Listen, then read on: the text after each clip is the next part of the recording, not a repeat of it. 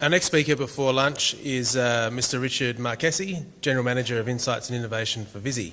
He's got 19 years' experience with the food and beverage industry globally, working within the flavour industry, developing a number of products for the major FMCG companies, ranging from dairy industry to alcoholic beverages. Richard's career has taken him throughout Europe and Asia, and one of his roles was identifying strategic alliances for new businesses and utilising the strong understanding of the innovation background he has. So please welcome Richard. Thank you.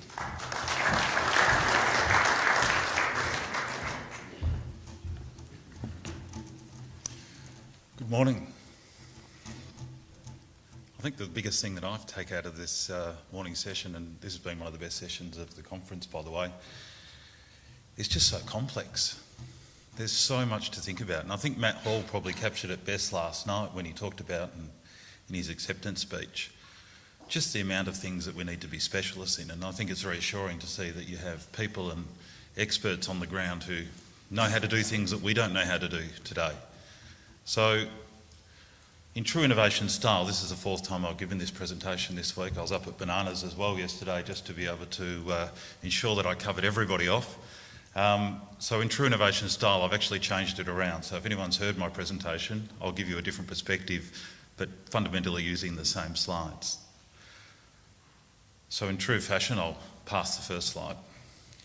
Just to be able to give you a little bit of perspective, and I suppose for us at VISY, when you think about the opportunity into Asia, there's some different ways to think about it, and my group particularly is only probably about 4 years young within the VISY group, and the idea of insights and innovation is to pick up on what's happening globally, drive that together with the technologies that we either adopt or develop ourselves, and turn that into a market-ready product. And I think as I think about it, I often think in quite obscure ways, so hopefully be able to follow what I'm going to sort of suggest this morning might be an opportunity. In as much as people look at their products individually and become very passionate about it. So, for example, the basil, and you think about getting that product into China in its best format is the key part. We think about China, and a great insight I heard about China recently was that we used to think about Asia as one big region and everything was the same. Then we slowly understood that culturally the difference between Asian countries was there. So we had to adapt our philosophy, we had to adapt our products in some cases. And then the other insight I heard recently was that geographically, China is divided by huge amounts of water and rivers, and being able to get product from one area to another is not as easy. So the logistics infrastructure that sits within China is not an easy thing to navigate. But then sometimes being quite focused and being able to get a product into a particular area, and we talk about niches and premiumisation and different areas like that, I think it's key that sometimes the opportunity might to be able to focus on one particular area. And I think with some of the cities that sit within China, their population as a city alone is sometimes as big, if not greater, than just Australia itself. So to be successful in the local market here, but also to consider that you might need only to be successful in one city in China, or one country, particularly in Asia. So to give you context in terms of, and we saw the example before, which I loved, about the online store for Asia. One of the best examples I saw of this was a UK-based business. Now this is all about food miles and the understanding of reducing food miles, but sourcing product that's local to the consumer. And in this case, I think this online e-commerce type category is forever evolving, and I think it's an opportunity that done the right way, I think either locally and or internationally, being able to consolidate. And as an industry, I think there's an opportunity here for you to be able to consider that I might be a broccoli grower, the guy next to me might be a basil grower, and whatever else it may be. You've got a meal of vegetables that has the opportunity to go to China. So thinking about it collaboratively as opposed to individually and trying to pioneer these same opportunities. You can see the small little box down the bottom there. There's a variety of produce that a family needs to be able to survive a week or be able to deliver into a meal. There's the opportunity to be able to add and brand and develop products together, which I think is critical mass is always greater. The other one, and this was an example I showed the other day as well, was talking about a mandarin, so rooting for the little guy. All of a sudden the mandarin had a personality. So why can't your product have a personality? You think about adding value to a product. How do you add value to a product? This is one way. Give it a personality. How do you differentiate your product at the port? Give it a different pack. We talked just about the carrots, so the juicing carrots and the mainstream import of carrots. There might be the opportunity just to differentiate in subtleties of packaging, and that might be size, shape, colour, and there's different ways that VISY can help facilitate that. In this case, in California, the category grew so large that they actually started, citrus growers of lemons and oranges started to pull up their crops and start to plant for mandarins because it had a great growth area and it was a great growth segment. But in the way they described it, it's a mandarin, but they gave it a personality in terms of peeling off the skin. Their segments had little personalities in their individual pieces, but it was a great example of giving something, I suppose, a product, a little bit of differentiation. And packaging is one of the vehicles to be able to do that. So the role of packaging in your product is primarily, and I did this when I was doing my master's, and it was an interesting sort of insight just from a professor that I was working with. And he said, what's the role, or what do you do as a packaging company? I said, well, we make boxes or we make products and we ship those to the customer and they fill it and then they ship it to the retailer. And he said, so what business are you in? I said, so packaging. He said, no, you're not. You're in the business of mitigating risk of product coming from, say, the farm and getting it to the retailer in its best condition. And I think that's some of the philosophy that we take in terms of our business of being able to produce the best products. So to give context in terms of what VISY is doing, and for those who don't know, our chairman, Mr. Anthony Pratt, he is very passionate, and I loved his quote recently where he said, well, it's the end of the mining boom, so let's start the dining boom. And it's a great thought, and his thought leadership in this area is not only in the local Australian market, but into the global market. And he networks with Prince Charles in sustainability and feeding the world into the future. And he said it's our responsibility as Australians to be moving into the 21st century to be able to feed the world. We have an amazing brand. I think you look at parallel categories like dairy. Dairy has probably done the best job. You can sell a litre of milk, or you can buy a litre of milk in China for $8 a litre. Now, if you think of what the retailers are doing here in Australia, we buy $2 for, what is it, $2 or $1 a litre, isn't it? $2 for 2 litre. There's a fantastic way that it was an intersection of some issues that happened within the Chinese dairy industry. However, you'd have to say New Zealand and the Australian markets have leveraged off that, put a product into the local market. And in fact, now we're shipping fresh milk out of Avalon into Chinese markets with 14 days shelf life. So if you think about the volatility, dairy is a highly volatile category, but the packaging, the transport and logistics is one of those things. So with Anthony's wisdom and what VISY does, often people think of us as just a packaging company. We're not just a packaging company. We're the largest mover of containers offshore in Australia, so we move about 60,000 boxes a year with our products. So we believe that partnering with customers and thinking through how you actually get a product into a market is not only the responsibility of us providing you packaging, but us in terms of understanding how the supply chain works and adding value to that. And I'll talk about that in terms of my philosophy. You can see some of the statements there that Anthony made, some of the key points. And I suppose his challenge back to the government was, don't throw all your money into the car industry, throw your money into the food industry. That's where the value is, and well into the future. And I think that's a great comment. So to support that, and this is just really something, and I suppose from a packaging perspective, our investment continually, we've invested up to and in excess of $1 billion since 2001 in the local market. So our commitment to Australia is there from a manufacturing perspective, and it's somewhat diametrically opposed to some of the issues that we see and how manufacturing is going in the Australian market. We're obviously committed, and this is all about recycled plastics. And the reason I wanted to put this slide up was not to only advertise that we spent $40 million in getting recycled PET and HDPE out of the stream, and instead of shipping that up and bailing it into Asian markets where they turned it into alternative products like polyester and so forth, we're now reducing or closing that loop here locally, and this is the first food-grade plastics recycling plant in Australia of its size. So we're up to 34,000 tonnes of product, and you'll see very shortly in the supermarket a product that has this logo on it and is 100% recycled PET. And for me, this is what consumers understand, that you're reducing plastic in the environment. The reason I showed you this was more so also because of the logo. There's 400 or 380 different green, sustainability, carbon logos around the world, so I thought 381 might not really matter. So this is a brand that we're developing ourselves, and this is a brand that we're hoping will be broadly recognised in packaging. So to think about innovation in packaging, it's not only the pack itself, but it's the communication of what a symbol might mean in this case. And this for us is all about, we know the packaging covenant in Australia is reduce, reuse, recycle. This is about recycling, it's about adding recycled product in, and what we've basically done is duplicate the fibre chain that we've had established over many, many years, and where the business was born, from the recycling through to the paper mill, through to the corrugation plant, through to the box that arrives on your farm. And in this case, it's duplicating that into plastics.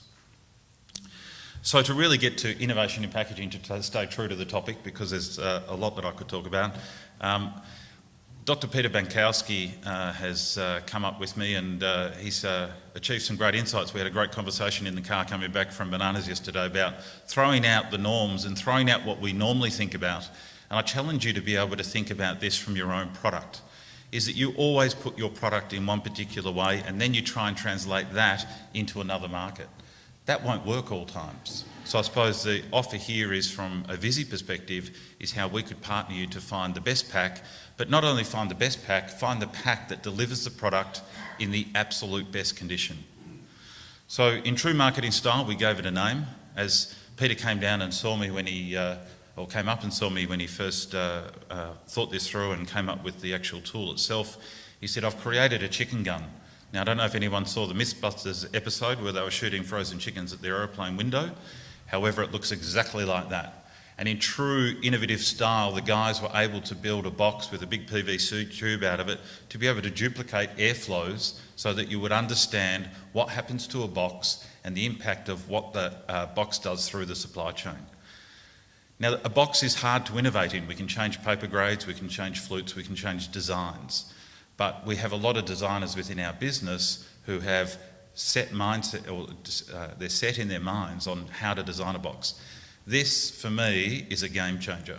The reason it's a game changer, it's adding science to the humble box and understanding what it is. And if you think about supply chains and how that all works, there's so much complexity in temperature control. We talked about different airports and, would you be on the ground in that particular airport when the container or the pallet sitting out in the sunlight for a period of time. But being able to understand what happens to your product throughout the supply chain is key, and VISY is able to partner you with this through this new tool. So in one of a better term, we use cohesive innovation. I don't like terms and I don't like models, and I think they're all very restrictive, but for the point of a presentation, I think it's key to be able to show. So the box strength and design has very much a relationship. The performance in your cool room and through the supply chain has a highly important factor in terms of the performance or the arrival of your product. Logistics, as I mentioned, we have extensive experience not only in logistics and movements, but in the understanding of what happens in a product, and also being able to monitor it, I suppose, from as a partner, not only from your farm right through to the end port, I suppose. The palletisation, again, how do you do that? What is the important part? For me, with packaging, you must start at the end, and a previous speaker mentioned that, in the sense that you're going to deliver a product and you're going to change the packaging, for example. Well, it's not always probable to do that. So, for example, we're under cost pressure to be able to deliver a product and make money, because ultimately that's what we all want to do. So to be able to make money, ensure you make money, I can't come and charge you, say I'll charge you 10 cents for a box, I can't come and charge you 20 cents for a box because I've just doubled your cogs. So I need to understand, you need to understand, but we also need to understand not only what you're paying for the product, but what actually the consumer is paying for the product, and is there an opportunity to premiumise that at the far end? So subtleties like palletisation, changing the height of a box, changing the width of a box, has a major impact on your COGS. And sometimes there's subtleties within supply chain that we don't truly appreciate. So if we can appreciate those and the impact of that, I might be able to charge you 20 cents for a box. God, I'd hope so. But you might be able to reduce your freight on the basis that we think about the palletisation, we think about the storage, we think about how it's actually going to be translated to the supermarket shelf, and it might be integrated in terms of the performance of the pack itself.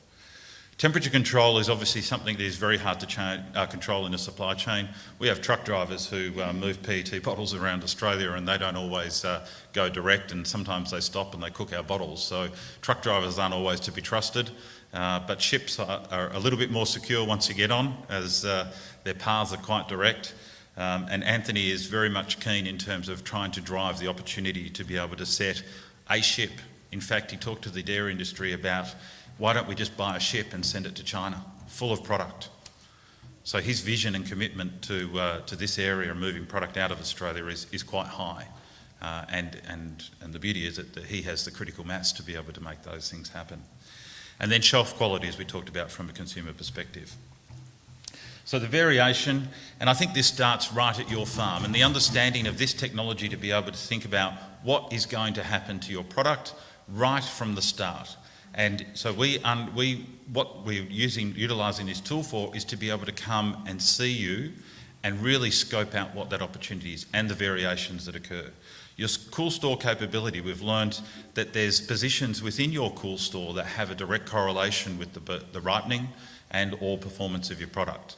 And I think there's some things that you might subtly understand through the technology that we have, that sometimes the throughput through a peak season, you can have variation in terms of where it goes, how long it goes, or how long it exists in your cool store. But then also this downstream handling. The one thing that we do think about from an innovation perspective in VISY and is key is that we must have a customer to innovate, because innovation has many interpretations and packaging has many interpretations on how we can make these things happen. But it's yourselves that innovate. It's not us. We're just there to facilitate and learn what are the idiosyncrasies of your particular supply chain that we can accommodate and understand, and by understanding those, I think we deliver a better result to you. So we did some field trials, and in essence, this was basically packing boxes. Now, this is a labour-intensive area, and this was in the citrus area that we first did it. And the team went out, packed boxes, and we had sensors in boxes, and we looked at the design. So if you think about designs, vents on corners is pretty much a no-no when it comes to box design, because it's that balance between vent cooling and strength. Right, so there's a balance there and a banana guy told me yesterday, he goes, I went and bought stronger lids. He goes, I pay more for stronger lids, but he was so proud to know that when he went to the market, that his pallet and his product was standing completely upright and straight, and he said the quality of that. I think if we all go into a shop and we go and say, let's buy a t-shirt, for example, and the t-shirt's on the ground, would you buy the t-shirt on the ground or would you buy the t-shirt on the hanger? You go to the t-shirt on the hanger every time. It's still the same t-shirt. You're still going to throw it in the washing machine when you get home. But it's that perception of quality that you must understand. So there's a big balance there in just design. And this is where we're throwing our traditional designers probably a little bit out the window, and Peter's been able to challenge them from a design perspective, and that interrelationship of airflow through the vents and when it's palletised. And in some cases, we understand that there's layers within a pallet that cool or warm at different rates. So understanding and identifying what that means is key. So the outcomes, as we said, was this balance. Now, one of the advertised outcomes that we've understood at this stage, and this is still a lot of data to come into our software, is the cooling rate increase or improvement by about 10 to 20%. How do I translate that? It's pretty hard to quantify from 10 to 20%, but if you increase or improve something by 10 to 20%, there's a significant change in terms of the performance of your product. So it might mean the product cools quicker, it might mean that we can control the temperature or understand the temperature controls through the supply chain so that you're not ripening too quickly. I think there was a case with bananas recently of a bag, a modified atmosphere pack, that actually ended up cooking the bananas. And it wasn't a true understanding of what the impact of that product, and as you change and innovate products, it has a direct correlation. So just this typical process again on how we can deliver this.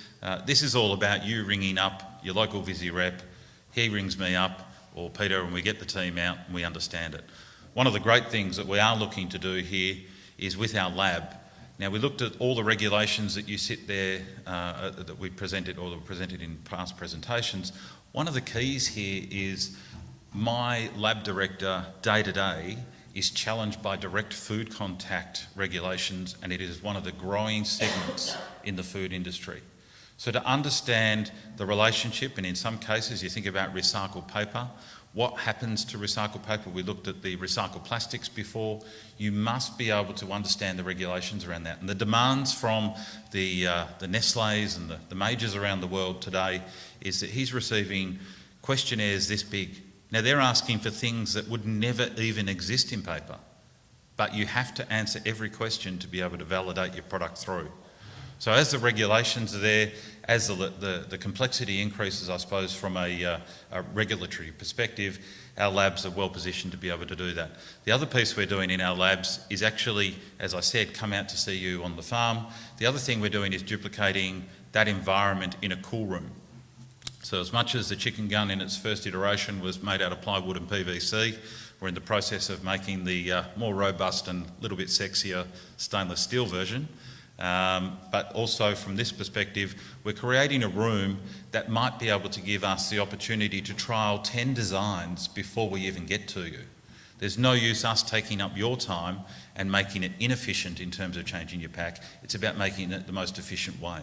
So you can come to us, we'll trial the designs, we'll come up with the best recommendation, we will put your product in, so send me as much broccoli as you like, and then we try and think about how we could optimise that through the supply chain and then bring it out and do the actual real field trials. I talked about a little bit this before, and just to rebrand again, I added something else to our division, and it was around this level 11. And just to let you know, to innovate within packaging is about understanding and communicating to the end customer. And in most cases, it is a retailer. To give you an insight, we have a model that I talk about, and it has a very robust discussion about all the elements of innovation that happen along the supply chain. And we have experts particularly in each of those areas, and it's actually, I ask my team to be able to challenge the norms of people, because in the sense that you might have an operational guy who's been there on the farm or in your business for 20 years, he knows how to stop innovation. But we're actually challenging the norms, challenging the paradigm to be able to ask different questions, to be able to deliver different products. And we have a virtual software that we can map basically any store in the world, any environment, and actually put your product with the new pack on. We can make it red, we can make it blue, we can make it orange, doesn't matter what it is. We can make it big, we can make it small, we can put it on the top shelf, we can put it on the bottom shelf. And we looked at categories before. How do you translate what you don't yet have into a market? This is a unique tool that we have to be able to translate in a virtual environment and duplicating the retail store or the channel that you're choosing to go through. I'll flick through that. Just to give you a little quick snapshot, and conscious of time, in terms of getting through a couple of the things. We're very fortunate to be able to partner with a customer in the development of this, and this will be in the Coles supermarkets very, very soon. This is all about EPS replacement. But for me, this was a very relevant technology in the sense that polystyrene is being the traditional vehicle to be able to ship products that contain ice. But in this case, we've managed to develop a fully recyclable cardboard box that has a liner obviously inside to be able to duplicate that. And in some cases, the efficiency through the supply chain has been increased, but also it's all about polystyrene at the back of the retailer, which became an issue in terms of actually how they would remove it. So we came up with a fibre solution. Some different flutes. Again, I told you it's fairly uninteresting in terms of developing different products, but RB flute is about a stronger type flute for reducing base sag, heavier products, improved compression strength, and obviously in terms of some of the older style flutes that we had that weren't performing, we're adapting our products to be able to suit different supply chains.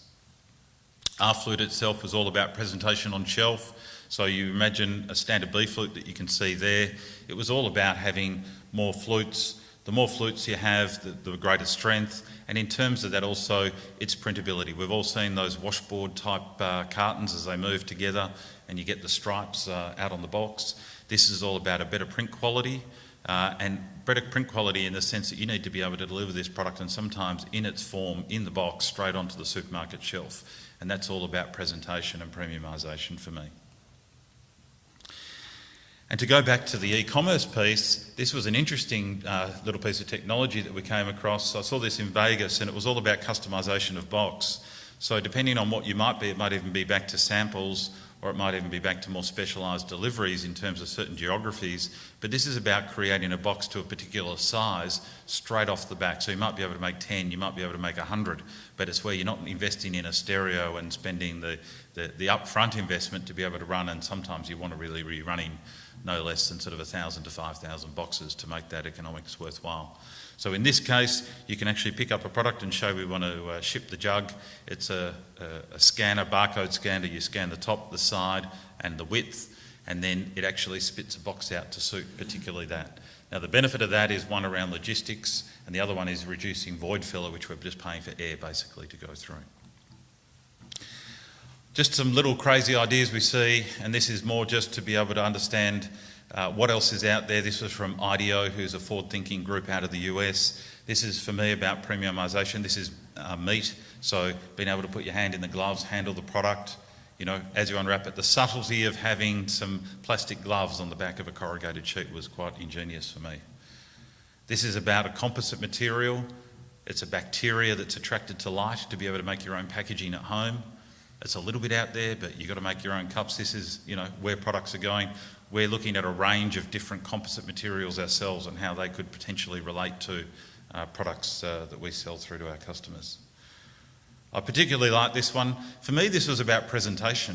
As much as it's dispensing your tablets in a totally different way, it looks like flowers on your bench. I think the best thing about this is presentation. And for me, this triggered the point of thinking, you know, if you had, I don't know, I'll use bananas for example, but if you had fingers of bananas or you had oranges or you had carrots and you just presented them in a premium way, being able to look how you could differentiate the presentation of your product, in some cases commands a premium and removes you from that commoditised value. And if you're stuck in the commoditised value piece, you're not going to make as much money as if you can differentiate. And I think with 300 million emerging middle-class consumers and highly aware and highly educated in China, this is the opportunity to be able to have this co-branded or premium style product. This is about communication. It's a 70s, I remember the TDK tapes and so forth that we all used to have. This doesn't work, it just has a QR code on it. The QR code, for me, and as we're technologically savvy here in Australia, and equally the same in China, the ability to be able to look at a product on the shelf and look at the farm, see where it came from. It doesn't cost much. It's a little piece of communication on a pack that just tells a story. And telling that story might help the consumer make the differentiation or choice between one product and the other. And I think that Australian quality brand is key to have within that.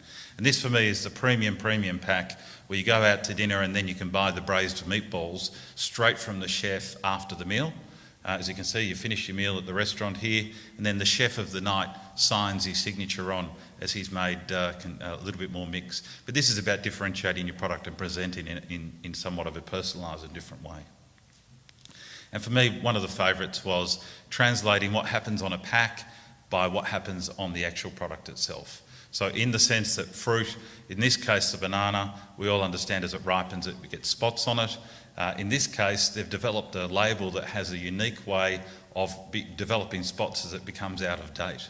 So we all go to the medicine cabinet and we think about things that we have in there and we go to get a headache tablet or whatever it may be, and the expiration date and you go, damn, I've got to go down to the chemist and buy myself some. This is a visual cue that you can see within the cabinet, so you know it's time to throw it out and go and get it before you get your headache. Give me a headache just thinking about it. Thank you very much.